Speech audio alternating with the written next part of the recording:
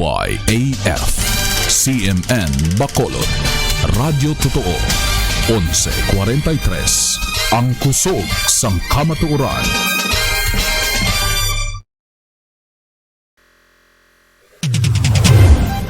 Adsum Balita. Mga balita nga natipon halin sa mga parokya kag kapilya niya sang diocese sang Bacolod.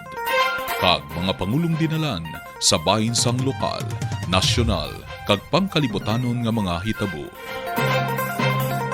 Adsum Balita. Diri lang sa opisyal nga waragwagan sang diocese sang Bacolod, DYAF CMN Bacolod, 11:43 Radyo Totoo, ang kusog sang kamatuoran. Kag karon, yari ang inyong mga tagbalita.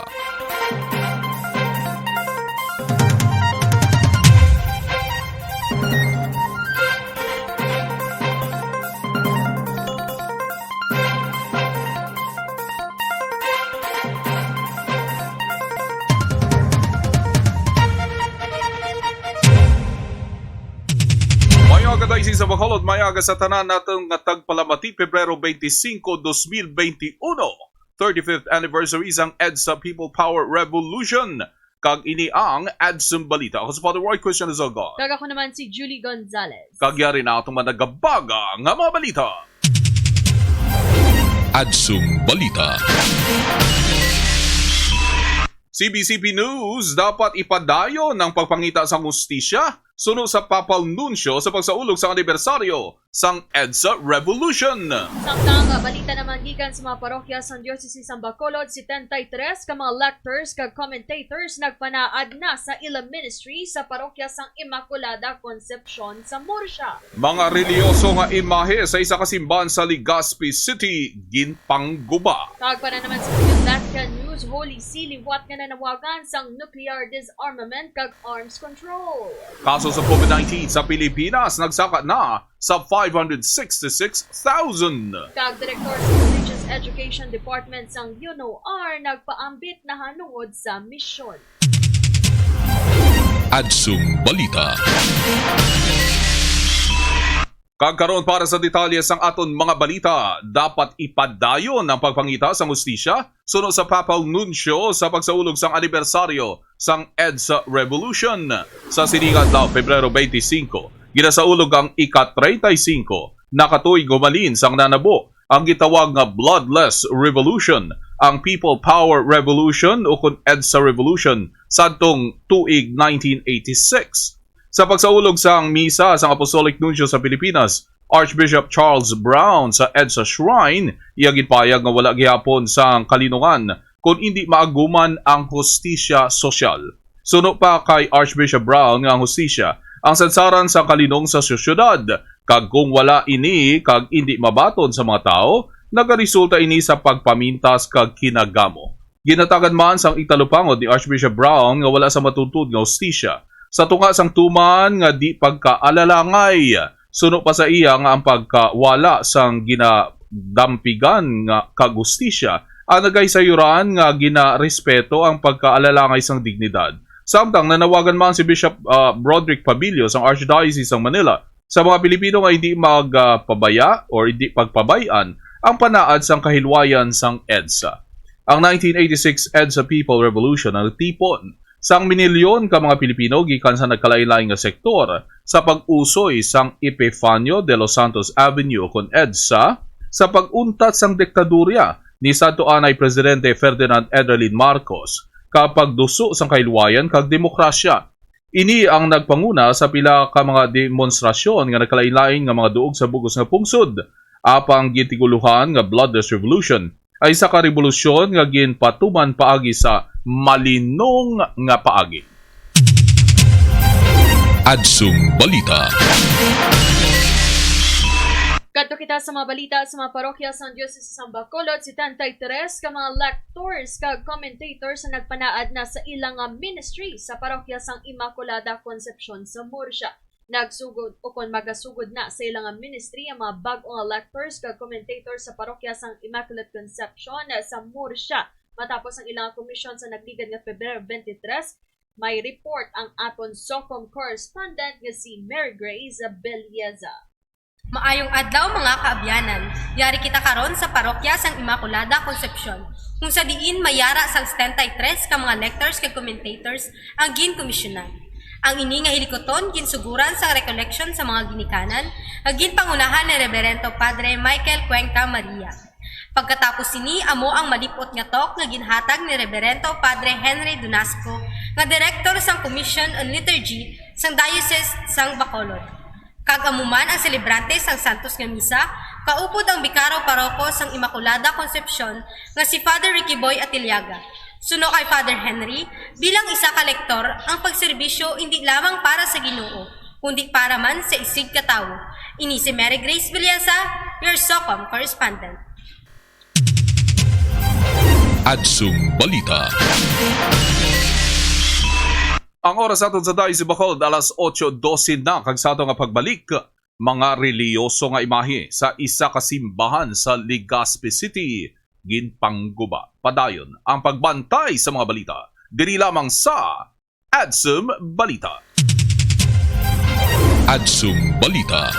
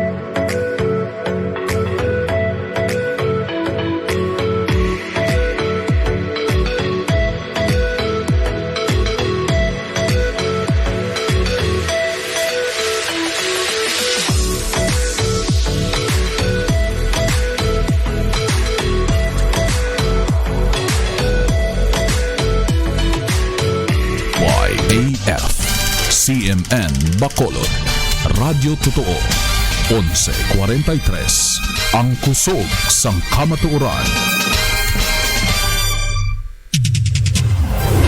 Adsum Balita. Pabalik sa atong balitaan, Adsum Balita, ang aton oras sa Diocese Bacolod, alas 8:15 na, kagyari na ang latest halin sa mga simbahan sa Pilipinas. Yari ang Adsum CBCP News. Balita halin sa Catholic Bishops' Conference of the Philippines, CBCP News.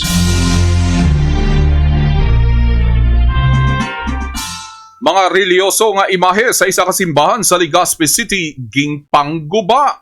Nagpahayag sang iya kasubo si Bishop Joel Bailon sang Legazpi sa nanabo nga pagpangguba sa mga reliyoso nga imahe sa ganhaan sang Padre Pio Church sa Legazpi City sang nagligad nga Pebrero 21.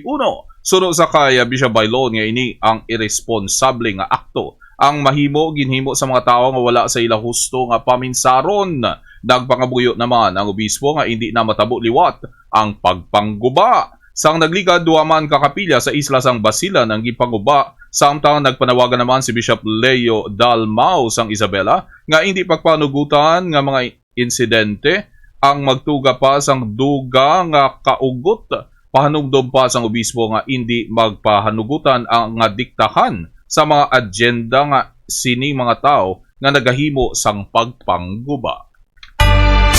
Balita halin sa Catholic Bishops' Conference of the Philippines, CBCP News.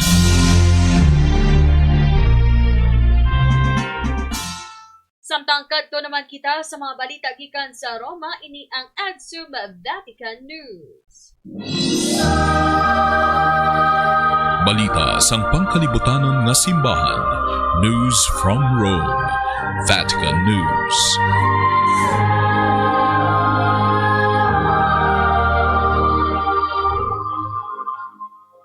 Holy See liwat nga nanawagan sang nuclear disarmament kag arms control. Liwat nga ginhatagan sang igtalupangod ni Archbishop Paul Richard Gallagher, Vatican Secretary for Relations with States, ang importansya sang ulupdanay nga pagpaningwa sa nuclear disarmament.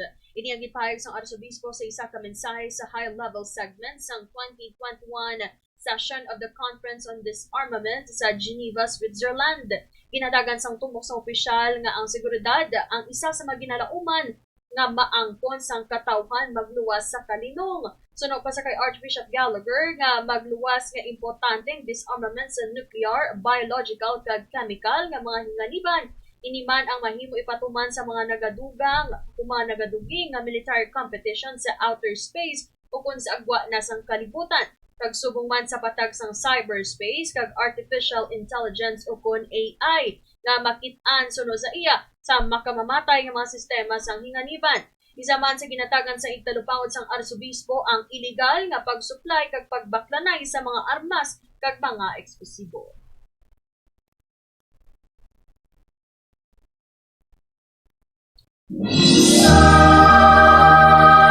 Balita sang pangkalibutanon nga simbahan, News from Rome, Vatican News.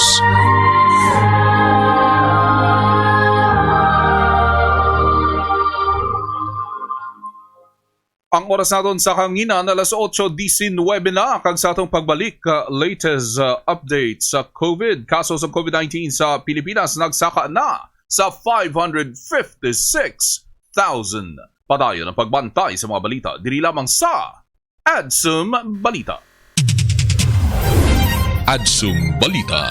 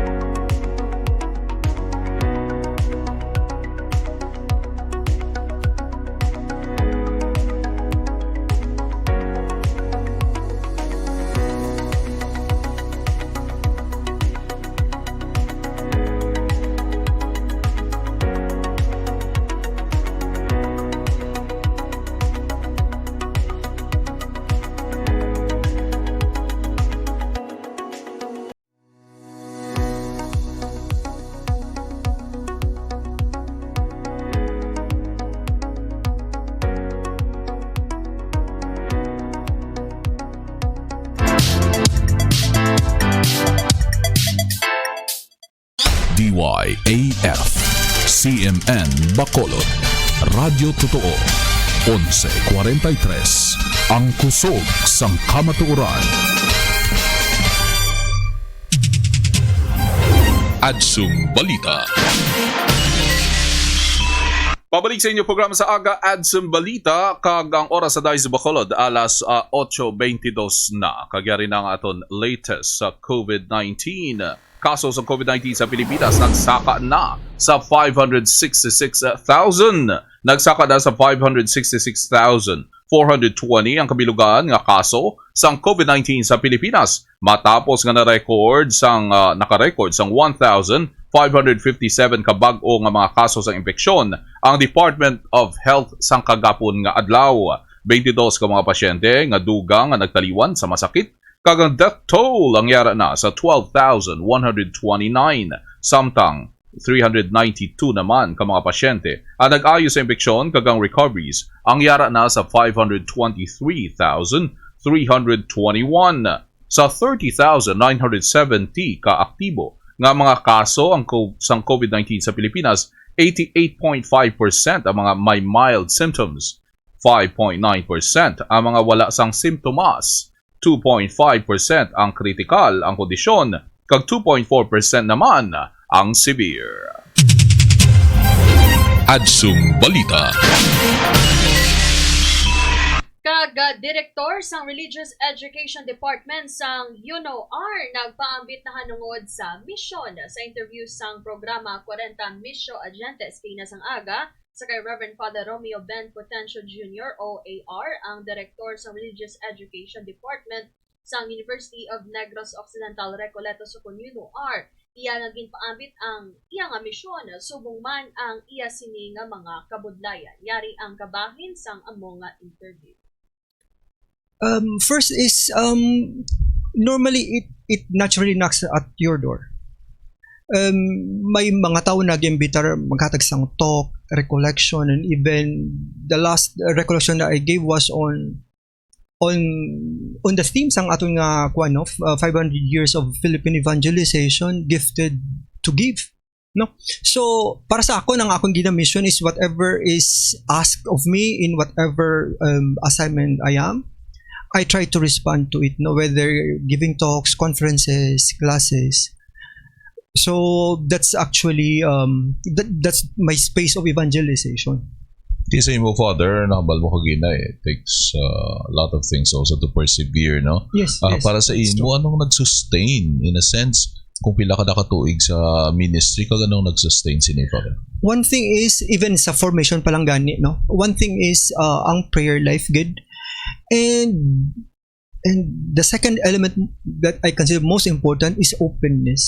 Openness ang akon nga mga formators when I was in formation, openness ang akon mga upod nga mga seminarians, and also sang akon nga mga brothers sa community subong or wherever I am assigned. I am a person who has no difficulty in opening up. So due to nga problema, I can open it up whether to my superior, even to the youngest or to the eldest member of the community. So para sa akon, that's a saving grace. When the tide goes so a bit strong and difficult to face.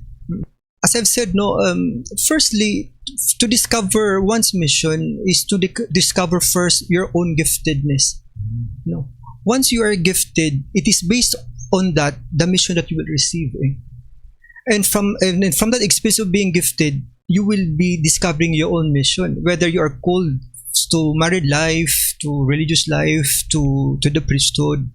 No, it will be coming from the fact that you have been gifted, because God does not send you to a mission without empowering you. That empowerment is your giftedness. Because for me, any response to a mission not coming from one's own giftedness or not from one's realization na gifted gid ang tao, there is a certain degree of self-centeredness or it's a bit self-serving ang iya nga pag-mission. Amo na ang that's just my personal opinion though.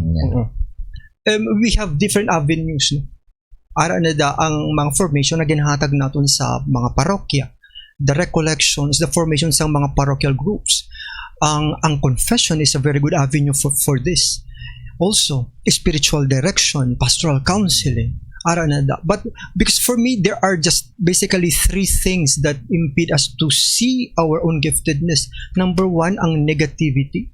Which means that ang focus ng ginato ng aton ng mga negative experiences, ang mga sakit sa atong kabuhi, ang mga problema, ang atong mga balatian, etc. No? That's one, negativity. So, ang focus ginaton ang negative. Second is ang self-sufficiency to the point of denying the role of God. In short, ang tanang nga success sang akong kabuhi ay attributed to myself, no? To my effort, to my sacrifice, denying the role of God. And lastly, ang sense of ingratitude or thanklessness, or that lack of sense of indebtedness. No? So, if we are able to help people realize that these are the dynamics of not realizing our own giftedness, then we have already won the battle. At least half of the battle won already. Samtang nagpaambit man si Father Potencio bilang isa ka manunudlo o kon educator kung paano ang paggiya sa mga pamatanon, partikular sa pagpaino-ino sa mga impormasyon sa karon nga mga tiniod. The father, ang problema, subo nga gina-face man sang kadamaan and also the young generation. They have all access to info, but at times though, problemado because of fake news, because of this. How can an educator, in a sense, help people really in terms of this aspect? Na do kadamo sources of information, but the way how to select whether it's fake news or what, do ang problema father. Because that's a problem. Most especially the young, they take the info hook, line, and sinker without so much discernment in the process whether such truth is really truth.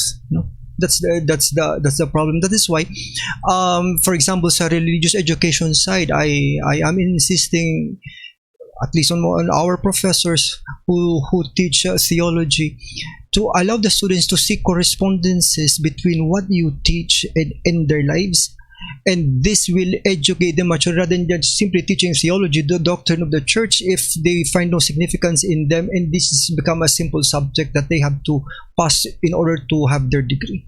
No, so amo na siya, trying to educate them to be discerning of what is truth and really to stand by that. Because sometimes you know the truth, but because of whatever, even economic conveniences, well, the truth can be swayed according to what will benefit me more. Adsum Balita. Ti partner Julie, sa sining adlaw atong ginadumdum sa bilog ng Pilipinas, aton ginahanduraw nga 35 years na gali, no? 35 anyos na ang nagligad sang natabo ang ginatawag nato nga bloodless revolution, ang EDSA People Power Revolution sa Pilipinas. Yes, so kalakip man sa aton nga pagdumdum sini ang pagpadayon man sang aton nga panaad sa tuanay, no, sang pagtibong sang kahilwayan kag sang demokrasya. Kag tani hindi kita malipat, no, sa mga leksyon sang ginatawag naton nga maragtas. Agod hindi na naton malipat man ang mga sala o kung hindi maayo nga binuhatan sang aton mga lideres kag sa aton man mga kaugalingon, no, to learn from the lessons of history. Partner Julie. Yes, amo na gani nga padayon man ang aton simbahan nagapanawagan, especially sa mga first-time voters sa pagparehistro na para sa 2022 elections. Kay bangod nga ang aton dapat man naton exercise ang aton responsibilidad bilang mga pumuluyo sang sining pungsod. Kag bilang radyo estasyon sang Diocese Bacolod, kita man nagpasalamat sa Dios sa regalo sang komunikasyon. A year ago aton nagbalik sa kahanginan ang aton nga radyo kag sa bag-o nga ngalan, no, DYFCMN Bacolod. Gani kita nagpasalamat man sa Ginoo o sa bugay man sa mga tao nga nag-upod sa ato nga nagsuporta sa aton sa kahanginan. Gani bantayan ang live coverage sang misa para sa pagpasalamat sa aton isa ka tuig nga pagbalik sa kahanginan bilang DYAF CMN Bacolod 1143 kHz. Kaga magapanguna sa aton na misa si Monsignor Joy Himera, ang Bikaryo General sang Diocese sang Bacolod. Kakaupod naton atong mga anchors, no, nga magpasalamat sa sinang Santos nga misa. Gani ato maginapasalamatan atong mga media partners Mrs. Army Angay and family, Mrs. Melanie Akdol and family, Barangay Captain Elvira Zulweta and family, Bogador family, Vice Mayor Michelle Balinario of San Enrique, Adis Bukupay, San Enrique, owned and managed by Mr. and Mrs. Arman Aristosa, and thanks also to Our Lady of Peace Parish, La Carlota City. Madamo salamat sa atong mga media partners. Dugang nga pahibalo mayara sang lantern reflection ang naging patigayon sang Children of Mary Association of Sacred Heart Shrine Bacolod, no, dira sa may Resurrection Chapel sa Sacred Heart Seminary and Shrine, ina magasugod sa alas 9 sang aga tugtob sa alas 12 sang ugto. Kag ina no ang mahimo makit-an sa live streaming sang Sacred Heart Seminary and Shrine Bacolod Facebook pages. Kagamuyan to mga balita nga natipon sa bilang puwersa sang DYAF. Siban Bacolod 1143 kHz sa inyo mga radyo para sa sining adlaw Pebrero 25, 2021, ika-35 nga anibersaryo sang EDSA People Power Revolution. Inialagad Father Roy Christian Izogon. Kagabuas naman nga daw sa padayon nga pagdulong sa inyo sa nagapangunang mga balita diri sa Diocese sang Bacolod. Ako si Julie Gonzalez. Serbisyo nga masaligan Dios ang aton dalangpan. Ini ang Adsum Balita. Adsum Balita.